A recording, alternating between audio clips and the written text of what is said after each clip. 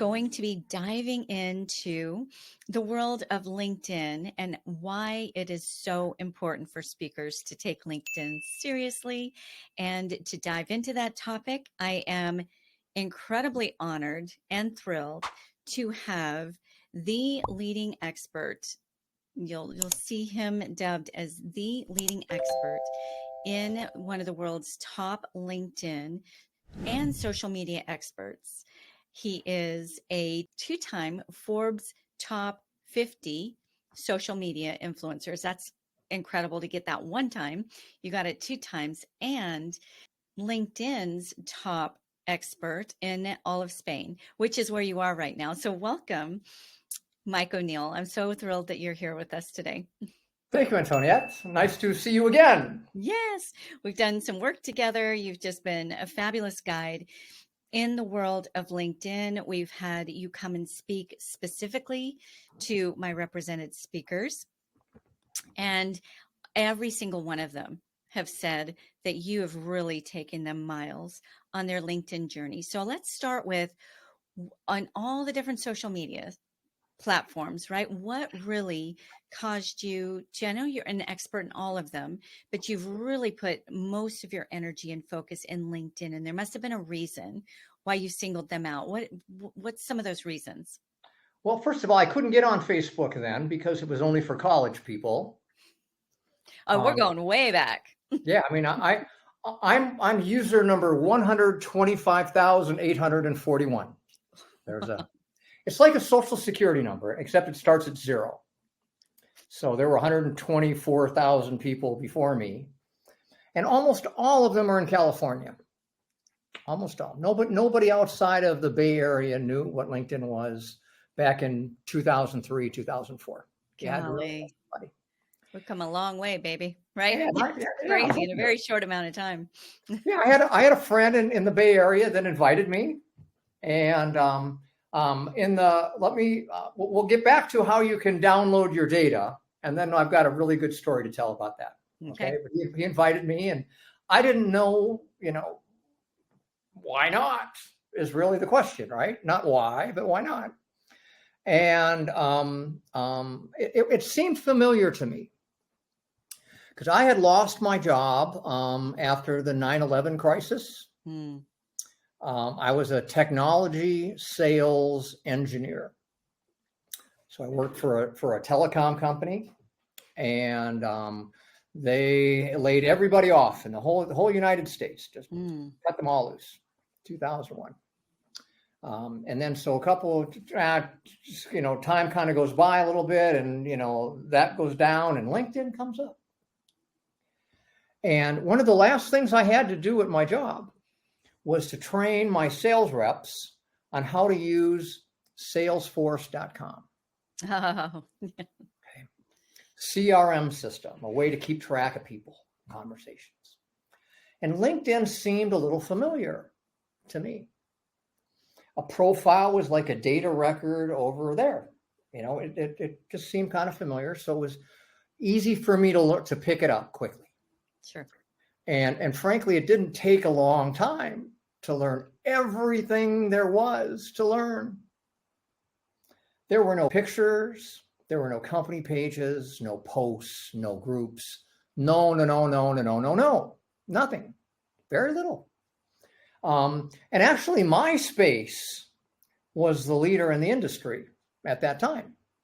And had MySpace had better management, we'd all be using MySpace, quite frankly, because they were the early adopter. And I'll bet there's some listeners who don't even know what MySpace is, which is pretty crazy, because that's like people who don't know what Facebook is, right? Back in the day, it was basically that everybody was on MySpace, right?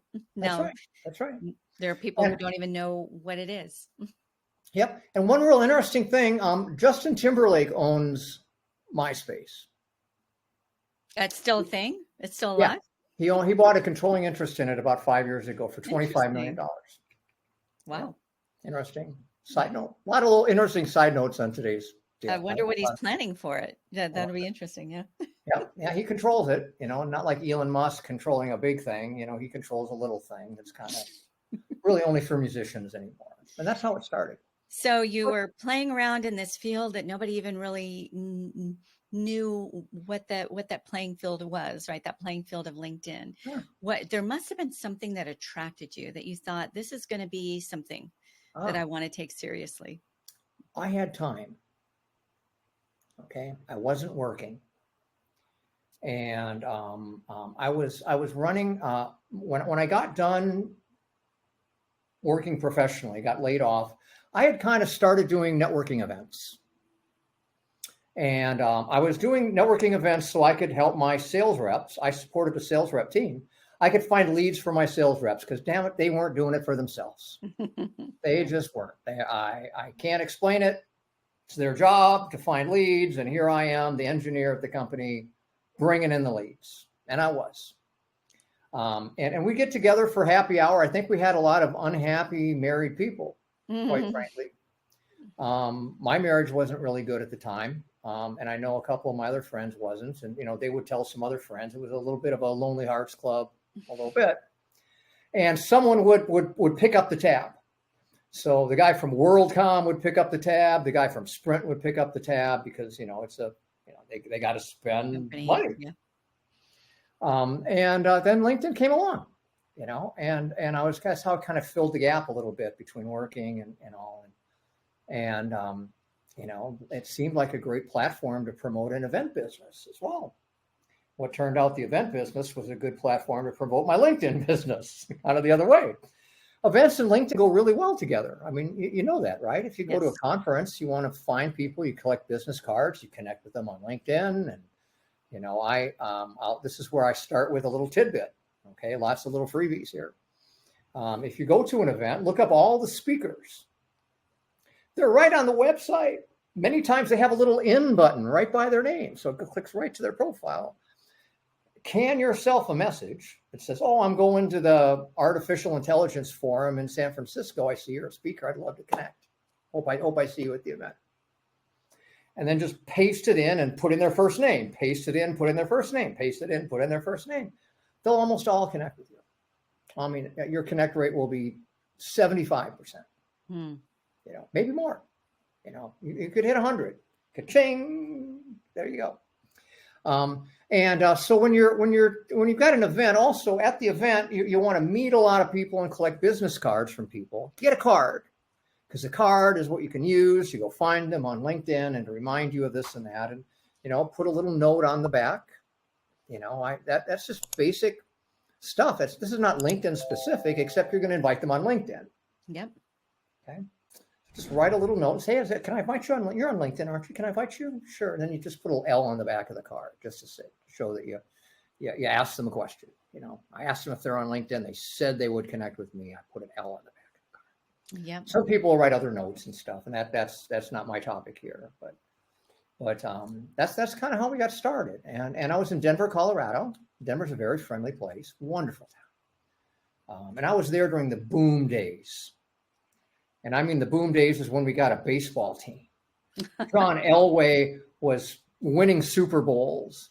The Colorado Avalanche started, and the first 2 years won championships for hockey. A team that moves cities never does well at first, right? The bad teams move. But we got a really great team. We had 4 championships in Denver at the time.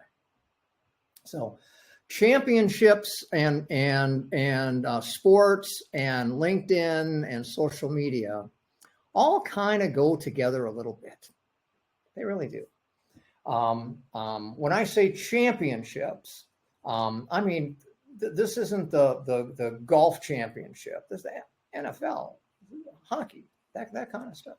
Yeah. And that's something that people have in common. So another interesting tidbit here and thing to learn is when we have things in common with people, they're more likely to connect and enjoy having a call. Right. Okay? And when I say enjoy having a call, well, boy, their lead score for sales just went up from 0 to 50 or more. The concept of lead score, I'll explain that here a little bit. I was in sales for 30 years. A lead score is what are my chances of closing a deal? Now, with speakers, closing a deal means what are my chances of getting a speaking gig or a training gig. Mm-hmm. Training and speaking, I'm going to blend them together here a little bit. Sure. Okay. The money's similar, the approach is a little bit different, but a lot of speakers are trainers. I was both, and I just can't single them out quite a bit. Sure. Because when you're speaking out there, you're laying little premonitions for your training. That's why I was on national speaking tours. I was out there to promote myself, so that people would bring me in to do public trainings or private trainings for businesses. Mm-hmm. So anyway, sports is something that brings people together. So boy, when you're in championship town, you can just mention in those invitations, boy, wasn't that a great game the other day? And they're in the best mood too. Mm. So, but you got to be in a city that's winning championships to do some of that. I was in the losing side more times than not, and most people do, right? How many people win the championship? One team. Well, you kind of hit the nail on the head. It's about relationships, finding common ground in relationships. And I love your tip about if you're going to go to an event, look up who's going to be there, right? Whether it's a speaker or maybe they even have an attendee list, and people that you feel like would be an interesting connection. Connect with them ahead of time on LinkedIn if it's possible. And then you've already got that warmth already started. They get to check you out, and you're not an absolute stranger when you get to meet face to face at these different events. So I'm 100% on board with you. Events and speaking. Yes, go for it. One step further. Yeah. Especially since we have speakers here in the audience. Hey, everybody. Hello. The people putting on the event. Hey, I'm going to be attending the AI conference out there. By the way, I'm a speaker. But I'm a speaker watching your speakers. But, that might be a pretty good idea too, don't you think? Since they hire speakers and they particularly like people who understand their conference. Yeah. As a speaker, for me, it was so difficult. I go to a conference and I don't know anything about the people or the environment. I always wanted to go early. I want to go around the trade show. I want to kind of pick up the lingo. And the insider slang and lingo is really good in LinkedIn as well. When you're writing messages to people, if you can drop words that are uncommon words in your messages and in your post, you're a lot further along to creating that buddy-buddy relationship. As a speaker, I never wanted to use words that the audience wasn't familiar with if I could avoid it. And if I couldn't avoid it, I wanted to say, hey, guys, gals, we're going to learn some new words. It's vocabulary time. Okay, so you're going to walk out of here smarter than when you walked in. I'm just not going to take the thoughts in your brain, spin them around a little bit. We're going to put things inside that weren't there before. Okay, it's mind-bending time. Okay, take notes if you like. I'll let you know when I've got a really big thing to say, like I have here. I'll let you know when to really pay attention, when to get the notepad out. Okay.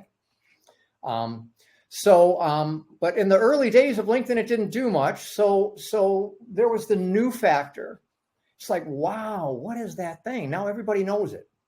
Everybody, it's totally saturated, like a storm and trees are falling down because the ground is so saturated. So you've got to find a new area. And I have found a new area. I always have. In 2006, the new area was over there. And then in 2010, it was over there. And in 2013, it was over there. Today, the world is a complex combination on LinkedIn. I'll make it easier and simplify it for everybody, but it's a lot more complex. When LinkedIn was in the first 5 years, no one was creating content. Now that's one of the biggest things, right? What are you gonna write about? How many people are gonna like it? How many people are gonna share it? How many people are gonna care about it? How do we build a post or content that games the algorithm so that more people see it? Well, I think you've kind of touched on some pieces of the answer to this next question I'm going to ask you. And for some, it might be obvious, for others, not so obvious. So I'd like to dive into this. But why is LinkedIn specifically important to speakers and corporate trainers? You've mentioned a couple things. Getting that insider language, that is golden, right? That definitely boosts your lead score for leads for your speaking engagements, right? But also just for your referral possibilities, and just building those relationships. You've already touched on some of the reasons why, in my mind, every speaker needs a solid, actively utilized LinkedIn profile. If you don't get any other profile anywhere else, you have to have LinkedIn. I know why, and I try to verbalize it. What would you say to that? Well, let me ask you a question, Antoniette, okay? Sure. Do the speakers you work with have one sheets? Yep, press kits, one sheets, yes. Mm-hmm. Okay. Well, your LinkedIn profile is like a one sheet that people can search on and find. Think about it that way. If you're a speaker or a trainer, think about the one sheet principle. Okay, it's and in a one sheet, at the very top of the one sheet up there is something really big to get their attention at the very top, or they might not read more of the one sheet. And that's your headline on LinkedIn. So your profile has a one sheet principle for speakers and trainers and celebrities. And it starts at the top. If people don't like what they see at the top, game over. They're not going to scroll down or see anymore. In a one sheet, if they don't like what's on top, they're not going to read the details down below of the 5 takeaways that you're going to get from my session. So think about that. It's inverted. More important, less important. That's a really vital tip, and I hope that doesn't get glossed over with our listeners, because that's definitely a pro tip, Mike, and thank you for bringing that to the table.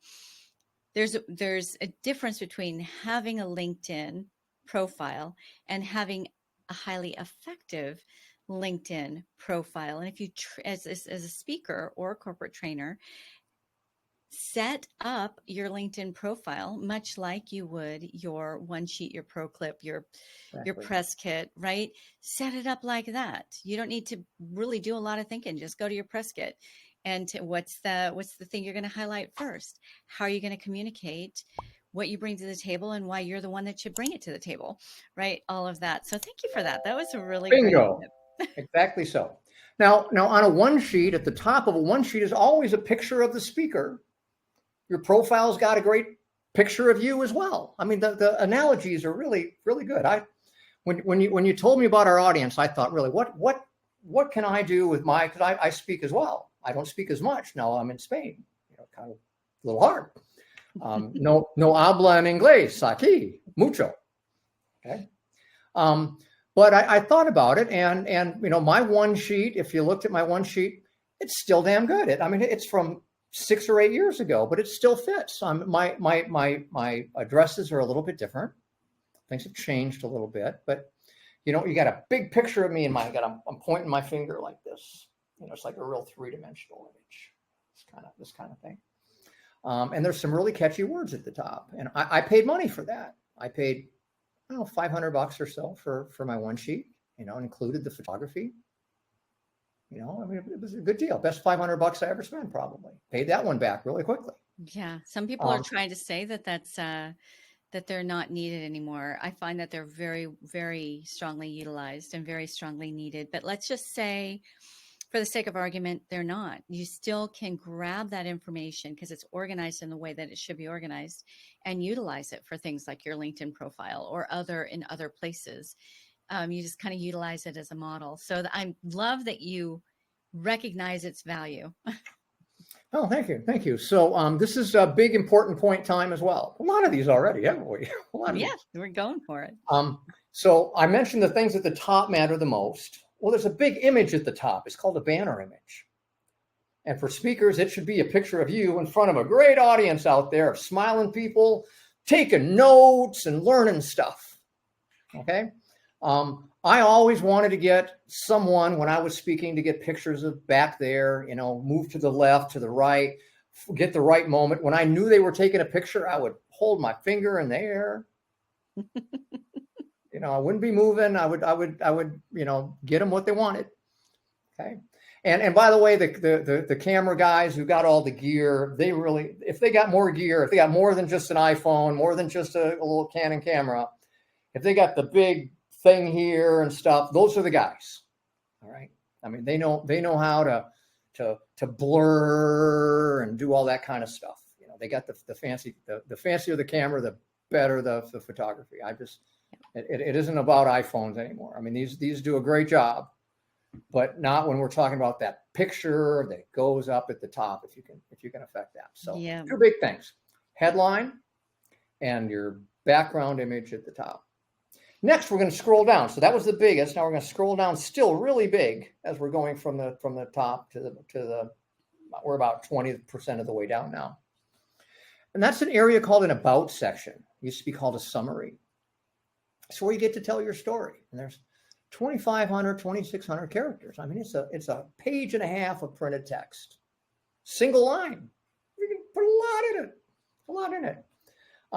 The first thing you'll realize about it, though, is it only shows a little bit, and you got to click some button over here to see more and see the rest. It's been condensed.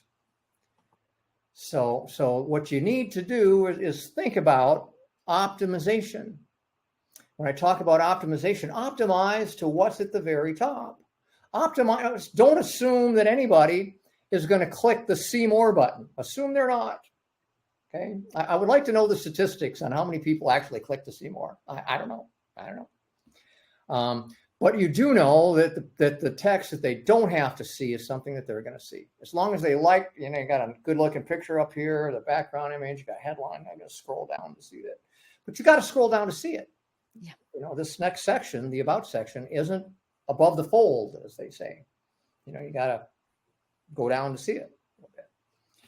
So optimize to that and greet people in the first person. It's not, Mike O'Neill does these things. It's like, hi, I'm Mike, and let me tell you something. It's from you. It's from you. You're speaking to your audience. I think that's a mistake I've made. I need to look at that, but I think it's in the third person. I'm going to look at that. So it's a very common mistake among speakers. I bet. Because we're used to being introduced for them, and the writers who write for them don't know about this. But no, yes. It's got to be from you. Let's talk about the headline a little bit and that about/summary section. So in the headline, should you be saying, I'm Superwoman at A, B, and C, or should it be a question or speaking to their need? Like what makes a good headline versus an okay headline? Okay. This is really time well spent. You remember this from our group session that we did. Yeah. Thank you for that. Think about your headline. It's about 200 and some characters, 210, I think exactly. Put it into 3 parts. And you got the first part is going to be is a title and company. Okay, it's the business like stuff. It doesn't start out with I amaze audiences. That's coming. I said there's 3 parts. Okay. So Mike O'Neill, professional speaker, keynote speaker, CEO of Integrated Alliances, something like that. If speaking was my number one thing, that's how I would lead out mine. Yeah. LinkedIn training and coaching and services is really my number one thing. So you'll see that on mine. Okay.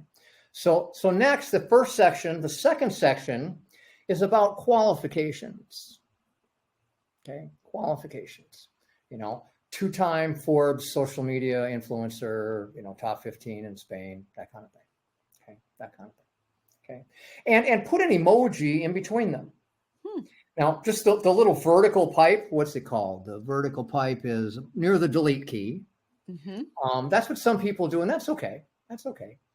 But I like to use a ski diamond, a black ski diamond or a blue ski diamond. I'm from Colorado. Mm-hmm. It used to be because of that. That's quite frankly why I started that way. In fact, I'd use 2 of them. I'd have double black diamonds. It was kind of like an inside joke. I'm sorry. But use an emoji that separates them. So the second section in your headline was about qualifications. And the third section is something interesting. Now, qualifications and something interesting can kind of be the same. I could put that Forbes stuff in either place. I'm a top 10 person on LinkedIn. I mean, I'm the 10th person to reach the maximum size of LinkedIn, 30,000 connections, 2009. And that was my little quick quippy thing, 30K, 30,000 connections is what we used to say, Now there's a lot of other people that are at that, so it's not as unique as it used to be, but something that kind of stands out to your audience. Because you're not trying to show to everybody everything you could do. You're trying to show your audience, the people that you want to buy your products and services, something to justify why they would bring you in. Is there a limit on, I know there's 30,000 limit on connections. Is there a limit on followers? No. Some people have 300,000 followers. Or millions if they're like, yeah, sure. Gates or someone. I know people that have 300,000 followers. I don't know Lionel Richie, but maybe he's got maybe not Lionel Richie, but Mick Jagger. So let's be clear. There's the cover photo. There's your photo, and then the headline is what's just under your photo. That's what we're talking about. Yeah, right below your name. Now I'll throw out another. Write this one down, okay? There's a section there called pronouns. He, him, he, she. I don't know, maybe not he, she, but it's an open little piece of text that you put right by your name. Mine says the LinkedIn Rockstar, not LinkedIn Rockstar, but the LinkedIn Rockstar. So instead of the pronoun, you're allowed to put whatever you want to in there? Yeah. Oh, okay. Because I'm not into the. Anyway, we won't go there. But well, that's really not designed for people where it's obvious. That's for where it's not obvious.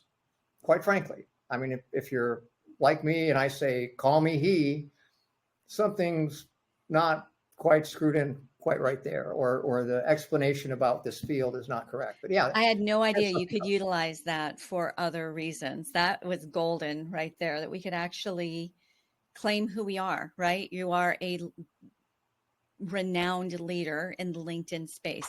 Why not say that? I'm very well known in the speaker agent space. You get about 20 characters. 20 characters. Okay. Maybe a little less. My wife says LinkedIn consultant on hers, Esmeralda. Okay. Mine says the LinkedIn Rockstar. I'm going to go do that. That's a lot of fun. The LinkedIn Rockstar is about how far it goes. Okay. I'm going to go to first person also. Any tips with regards to the cover page or the profile picture that you should use? The cover photo. As far as your picture, an iPhone will take a good enough picture to do that. Okay, the phones have come a long way. Now, I'll put in a word for professional photographers. My wife does profiles and branding and all that. Esmeralda Diaz-Aroca. She's freaking amazing. And in her package that she does for people, it includes a photo shoot. So she's got her photographer who she's trained. She wants photos with people doing all these kinds of things because she does content for them. Mm. So she needs to go to their 600 pictures is typical. She needs to go to their 600 pictures and go kind of grab that one and bring it in because there's a thought bubble above the head and the picture where they're making a point. Mm-hmm. Where she needs that. And we'll talk about content a little bit here, okay? Because that kind of fits into this. But the picture you choose really needs to be relevant to what you're doing. As a speaker, a lot of people, you want your head to be about like this, okay? You don't want to show yourself on a stage way back here. That's the background image. Yes, the zoom out is on top. Mm-hmm. Your smiling face is right up there. Yes. Right up there. It's called a headshot, and you should think about it that way. Oh, little thing I'll point out as well. Here's another interesting one. Which looks better? You want to be looking in. So if your head is looking away, don't. When I have a client comes up and they're looking away, I download their picture, I flip it horizontally, and then I point it the right way. Mm-hmm. I don't ask them to go get a picture and look in the other way. It's too much, but I just download it flip horizontally, and now they're looking. You want to be looking in like you're interested in your profile, not like looking away and you're bored about it. Yes, that's big. And I love that you said don't put a full body picture in the profile picture of you speaking. That save that for the cover picture some other place. This is a profile picture. It's a connecting photo where you can I like when you're actually making eye contact. I know not everybody's doing that. I just switched from I had a side profile for a really long time and I switched to more of looking in. But do you care about where the eyes are going other than don't look off the page, look into the page, right? That's a personal opinion. That some people are, and I like it. I've liked it both ways, where someone's like thinking and someone looking directly at you. I won't pick a side on that one.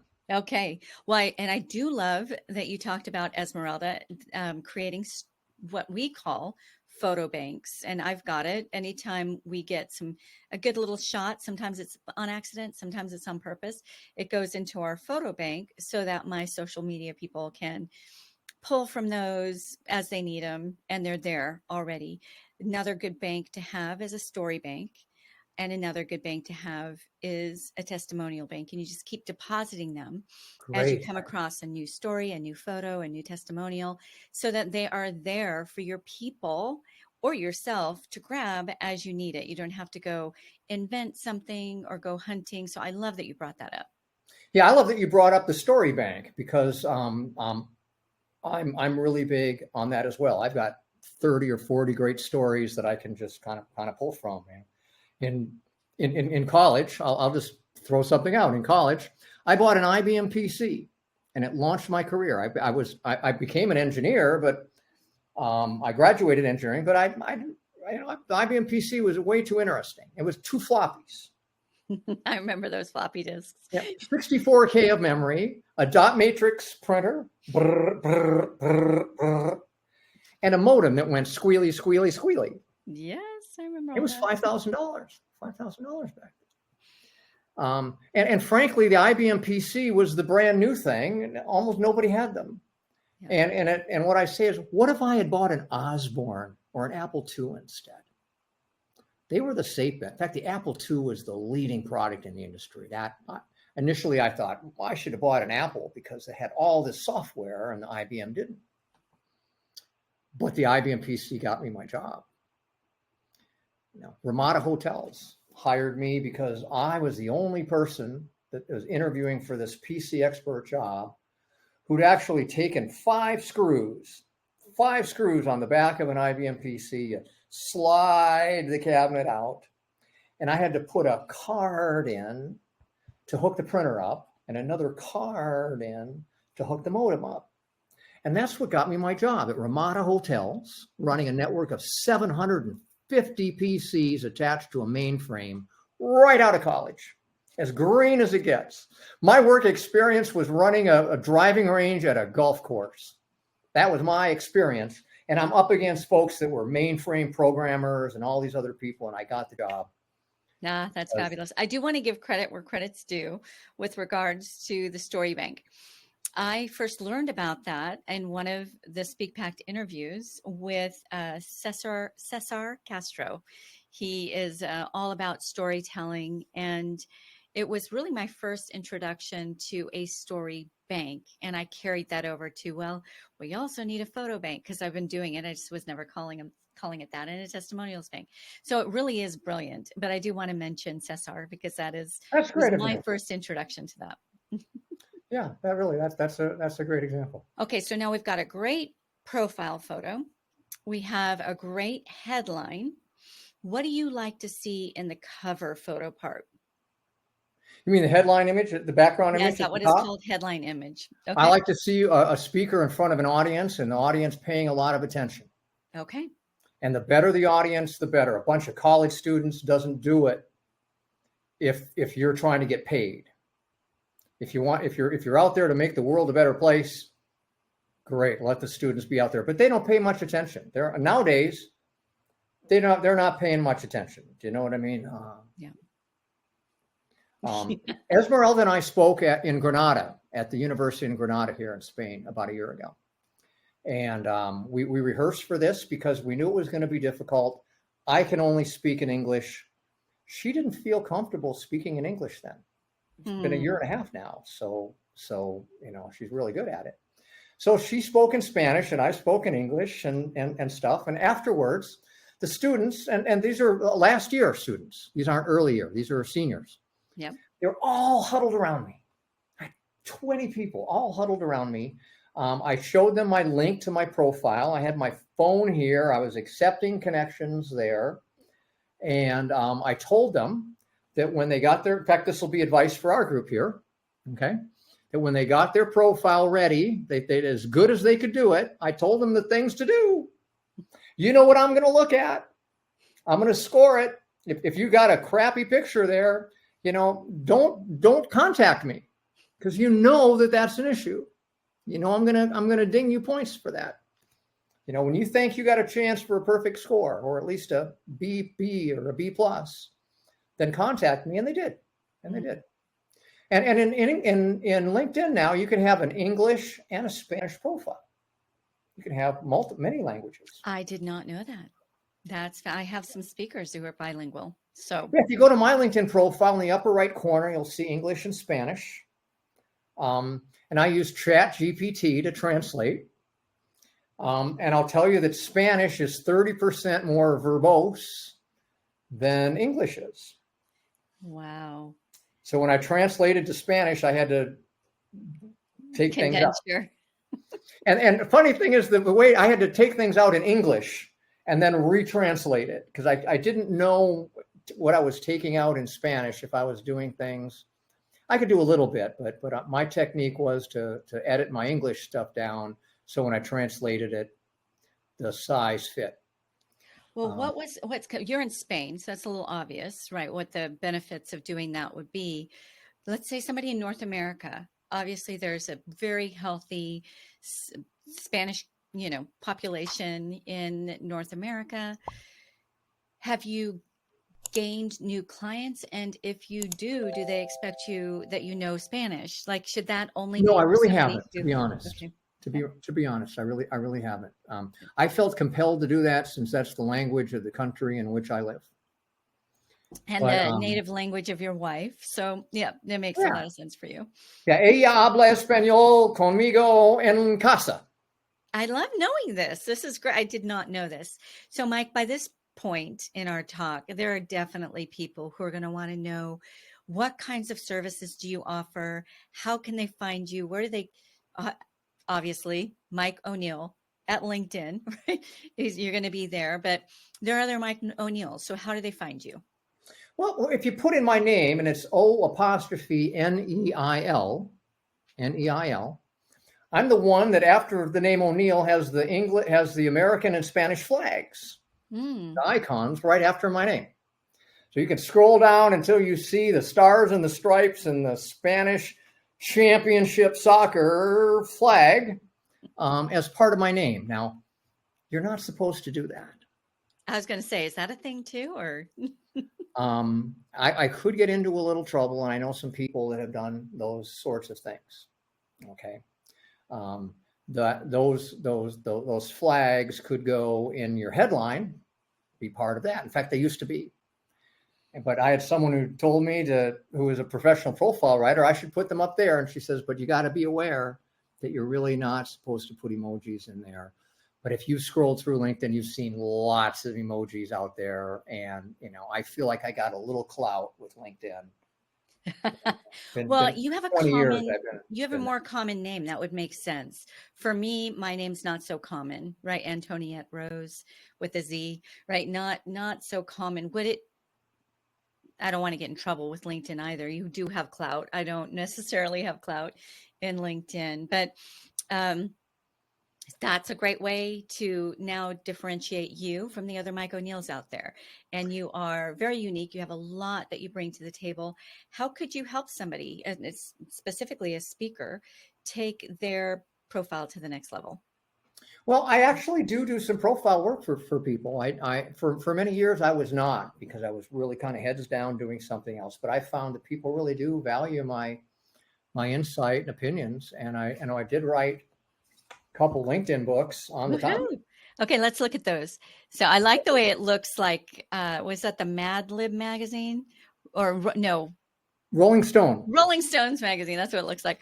Rock the World with Your Online Present by Mike O'Neill. Okay, that looks like a fabulous Yes, I didn't want to say the word LinkedIn in the title because I was worried about that. These are actual concert tickets of concerts I've been to. That's fun. I love that's so great. Indicative of your personality. Yeah, Donald Fagen, Journey, Pink Floyd, The Dead, Crosby, Stills, and Nash. Let's go. Are any of them still? And what's your other book? The other book, I had a business partner for about 6 or 7 years, and there she is, Lori Ruff. Rock the World. So this is the one that speaks specifically to LinkedIn. They both do. I just didn't use the word. Look at the subtitle, okay? Good books have a subtitle. Okay, your ticket to a multi-platinum LinkedIn profile. So we've gotten some tips on making a multi-platinum. Can you tell us what are some of the ways that you got to 30,000 connections? What are some of the things that you did to boost your followers on there? You've got even way more than that in followers. So was it just consistency? I know it was concerted, intentional effort. Just tell us a little bit about that, and how can you help someone maybe take their profile to higher visibility? Okay, so the world has changed. It was easier to add connections when it was new. 10 years ago, yeah. 20 years ago. Oh, 20 years ago. 15. I was getting over 100 invitations a day for years. And I was an open networker, which means I would connect to anybody. Not quite anybody, but pretty much. Okay, even if they didn't have a picture. Nowadays, no picture, no go. Yeah. Okay. In fact, I recommend that if someone doesn't have a picture and they're inviting you, move on. Yeah. Move on. There weren't scams back then like there are now. But the term open networker is a nice term to use in your headline or in your about section to let people know that, hey, if you invite me, I'm going to accept. Unless you don't have to say open networker except for rotten people or something. Just the term open networker attracts a lot of people. Okay, you'll increase your inbound connection rate. In those days, there was a service, and I knew all the insider people. I know all the old school insider people. Still do. I'm not new, but I haven't talked to some of them for decades. Sure, okay? Decade plus. But it was called Top Linked. So for $50, you would register on Top Linked, and people would go to toplinked.com. They would download the CSV file, and then you could import a CSV file into LinkedIn and invite all those people. I mean, they don't have that now. Another thing that comes up is like skills. How do I put skills on my profile, and how do I get people to endorse my skills? That's really hard. But it didn't used to be. Because at the top of your profile was a rotating list of your skills, and people would just go ding, ding, ding, ding, ding, ding, ding, ding. And it was right at the top of the profile. So I've got skills that say 99 plus, 99 plus, 99 plus, 99 plus, da, da, da, da, da. Don't worry about the amount of people who've endorsed your skills. We're moving down in the profile a little bit without kind of finishing up. We'll come back to skills a little bit, but think about that. Skills that, public speaking, keynote speaking, there's a good, 5 or 10 keywords to kind of put in there and use them all. LinkedIn's algorithm feeds off of that. So, and I like to use thesaurus.com, or I use ChatGPT now. I used to use thesaurus.com to come up with other words, variations. But really, I suggest everyone become at least moderately capable in ChatGPT. Okay, there's a big one here for all of us. Yes. I just mentioned, you go to ChatGPT and you say, what are 20 keywords I might use in my LinkedIn profile if I'm a professional speaker and trainer? Okay, what are? And so when you ask ChatGPT for 20 keywords, you can say, all right, there's the keywords. Now you say, now put each one of them in a sentence. Okay. So now you've got sentences that talk about not just keynote speaking, but breakout speaker, recurring speaker, all those things, and sentences for you. And ChatGPT wrote that. You can say, make it for an audience of people in California that have conferences of more than 1,000 attendees in the technology space, and add some more words. And now all of a sudden you see how ChatGPT can really be your friend. And I just gave you some of the best advice that there is right there. Take advantage of the tools to do these things now. Yes. I have when I work with folks, so if you come with me and you want to get a profile written, I'm going to be giving you a script that says, I live here, I work here, I do this work. These are the 3 things that people get from it, blah, blah, blah. And I take that with a big bunch of instructions. I put it into ChatGPT and I get a headline and I get a summary about section. And it's even got emojis on it. It's got a call to action. It's got your phone number or your email address or your Calendly link already included in it.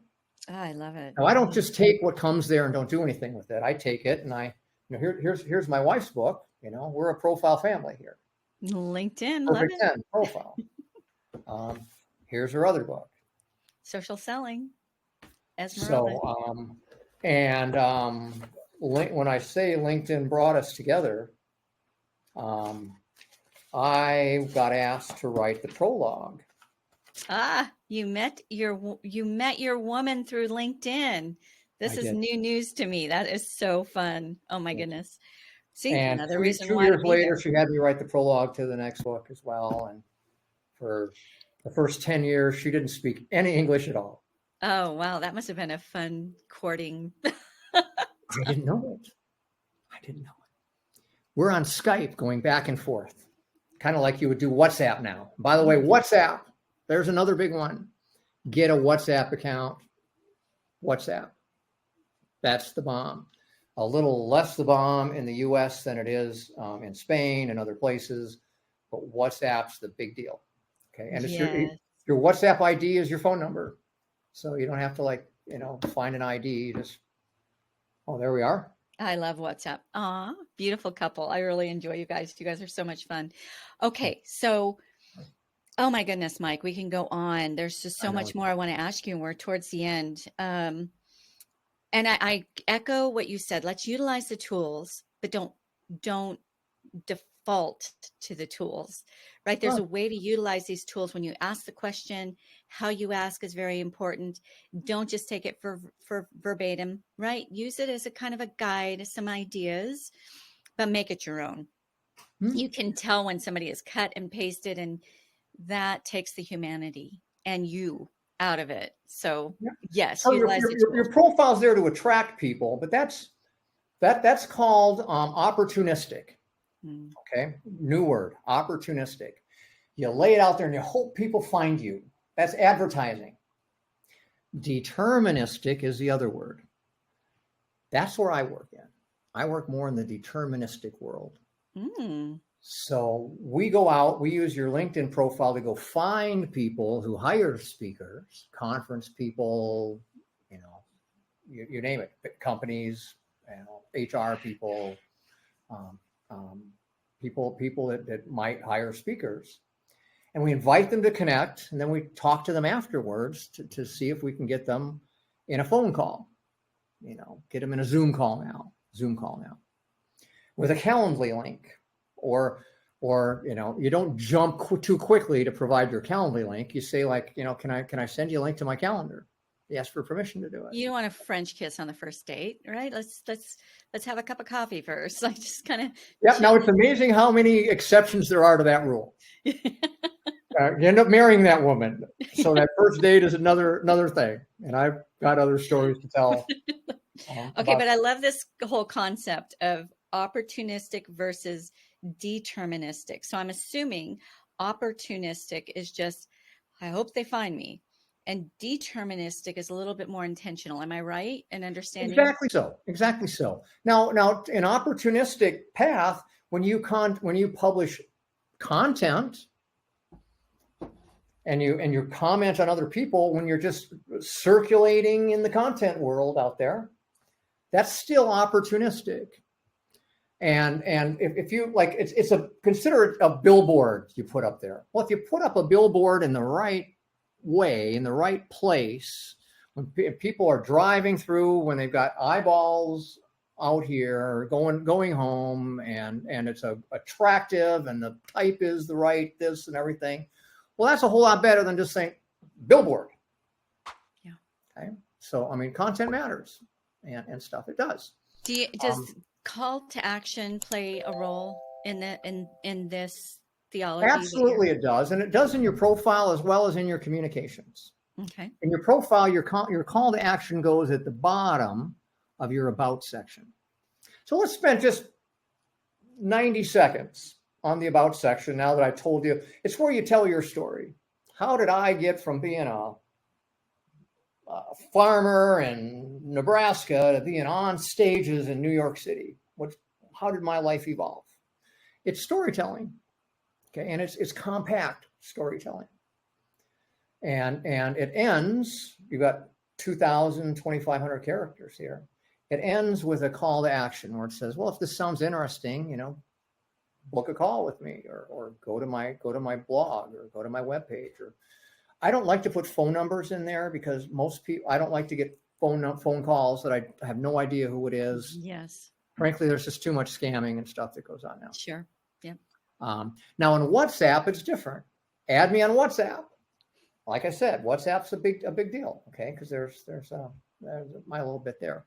But you also at the end of that section, you start out, you're telling your story. Down here is where you talk about your personal things.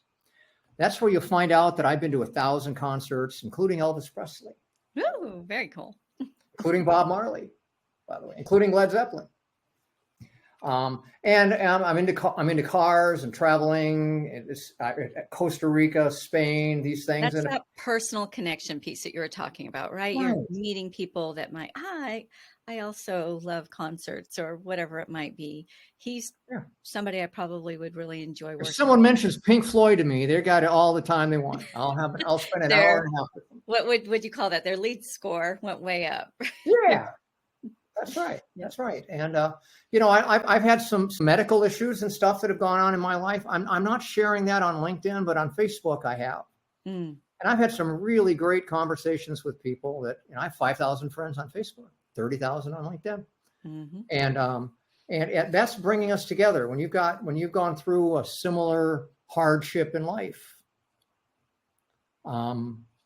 that really brings people together. We have a positive experience or a negative experience. It's the stuff in the middle we don't think about so much. Yes. I went to the grocery store today. Well, so did I. That doesn't mean, grocery store. Wow, what store did you go to? But we just saw AC/DC play here in Spain. Saw Bruce Springsteen play here in Spain. That's cool. A pretty damn interesting thing to talk about to someone if they're into music. How is it different there? For sure. So you've given us so many gold nuggets all the way through. What about the person who is a little bit overwhelmed, right, by LinkedIn? I say, number one, reach out to Mike, and you're so generous. Like you'll get on the phone with someone and give of yourself and then let them know, right, some next steps that they could take with you if they really want to take their LinkedIn profile to the next level. So my encouragement is for people who are listening to this podcast who really know that they need to take their LinkedIn profile to a whole new level. The one-stop shop, right? The first place to go is to get on a call with you. And if they need different aspects of that. You've got Esmeralda in as your partner as well. So there's just, you're fully covered. So that's from me. But from you, if you were to tell our audience one thing, just out of all these different things, right? If one thing they can do to really make themselves stand out as a speaker on LinkedIn, I hear from speakers every single day that they get speaking engagements through strong LinkedIn profiles. What is something they can do that just anyone, any LinkedIn dummy, right, could do that would make a big difference? Well, I'll do two because they're Okay. related. Okay. First of all, connect with everybody that you already know. And when I mean already know, I mean they know you. Not like I know who you are, but you name recognition. You've got brand recognition. Even if they haven't heard from you for 25 years, they know, yeah, that's Antoniette. Sure, I'll click with you. So just build up the people you already know. And you know, you can start with your phone, you can start with your Outlook. Just build that up, okay? People that you already know will connect with you. In fact, in a lot of cases, you don't even need to have the fancy profile, but it's better to have the fancy profile before you do that. Sure. Okay. And then create a post. Well, I'm just asking for twice a month, every 2 weeks. And think about what would be interesting to the people that I want to attract. What would be interesting to them? There's a whole science behind posts, and I really can't get into it that much here. My wife Esmeralda is the goddess of it. I mean, absolutely crazy wild. And of course, she uses ChatGPT to do research for her clients. Nuclear engineering. She's got a nuclear engineering client, and you know, she's been working with them for years, and she's got to always be coming up with new material. What am I going to write new? There isn't that much news in nuclear engineering, but she always comes up with something. Mm. And posts are measured. The big measure on posts is called impressions. Nobody can see it but you. Other people can see how many people liked it or commented or shared, but only you get to see the impressions. And if you can get impressions above 200, 300, you're doing really good. That means the algorithm from LinkedIn is saying, oh, look at that one. That's important. They're putting you in front of more people. You might get to 1,000. When you hire somebody to do this, like hire Esmeralda or hire me and I bring in Esmeralda, you know, you get into well above thousands. Now, not on your first post.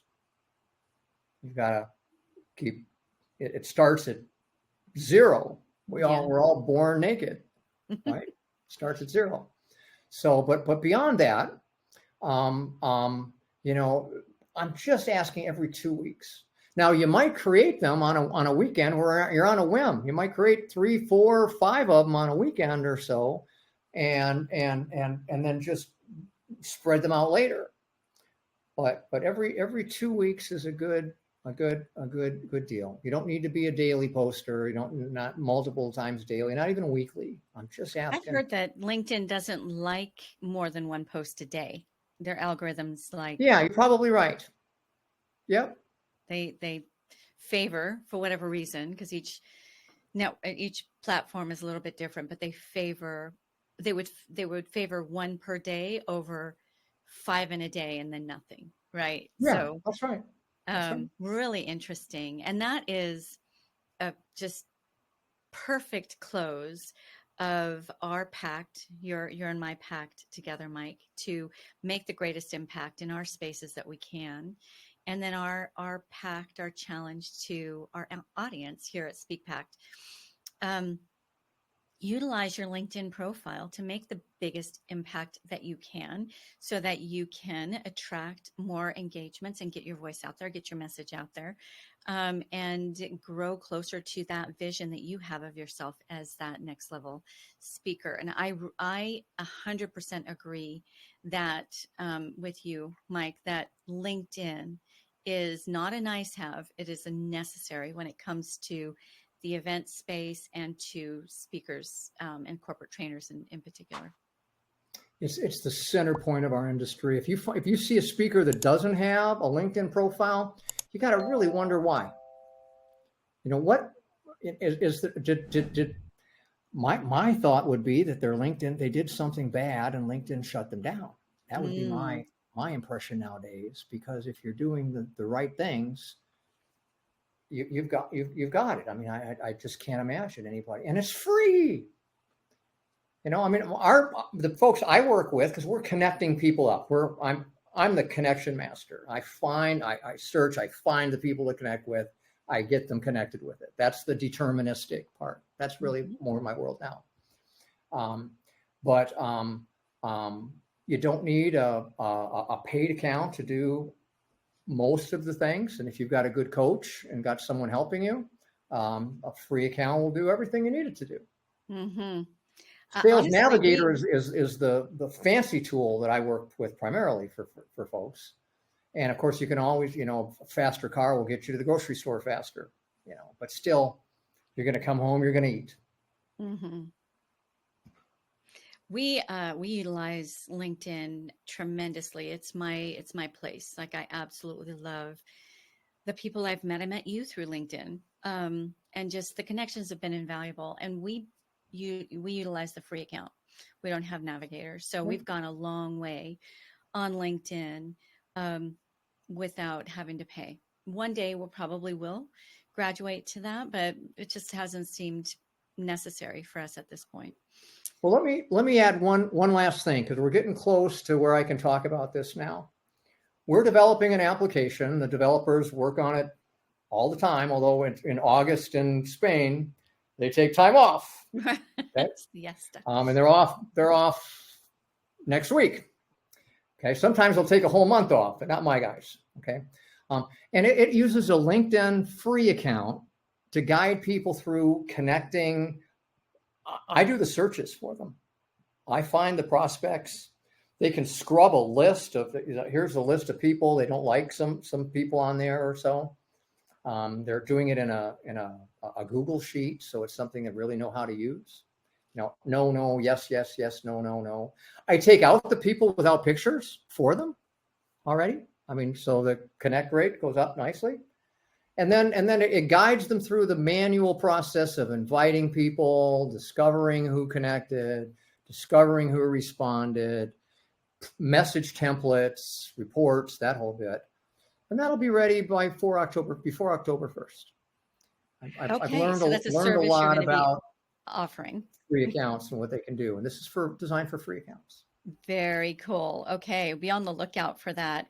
And whoever's listening, definitely follow Mike. I mean, he is the LinkedIn master. Why not follow him? Because I know you're putting that content out there. And through you, they can find Esmeralda. So they can give her a follow as well. You have Absolutely. Been fabulous. We have covered so much. And this is probably one of my longest length shows, and I feel like we haven't even scratched the surface. So we're going to have to do a part 2, Mike, because this is just fabulous. So thank you for being with us.